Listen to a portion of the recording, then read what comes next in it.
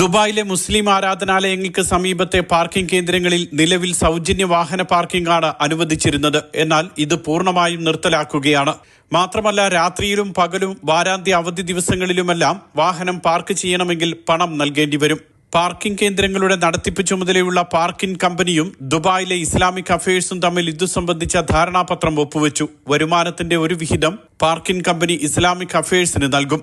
M അഥവാ standard എന്നും MP അഥവാ പ്രീമിയം എന്നും രണ്ടായി തിരിച്ച് രണ്ട് വിധത്തിലുള്ള നിരക്കാണ് ആരാധനാലയങ്ങൾക്ക് സമീപത്തെ പാർക്കിങ്ങിന് ഈടാക്കുക.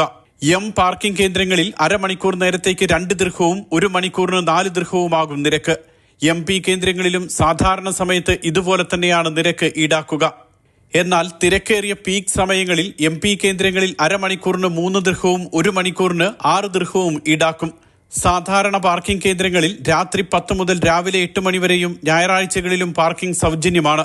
എന്നാൽ ആരാധനാലയങ്ങൾക്ക് സമീപത്തെ പാർക്കിങ്ങിന് ഈ ആനുകൂല്യം ലഭിക്കില്ല. ദുബായിൽ ഏതാണ്ട് 2,09,000 പാർക്കിംഗ് കേന്ദ്രങ്ങളാണ് പാർക്കിംഗ് കമ്പനിയുടെ നിയന്ത്രണത്തിലുള്ളത്. Mathrubhumi news, Dubai.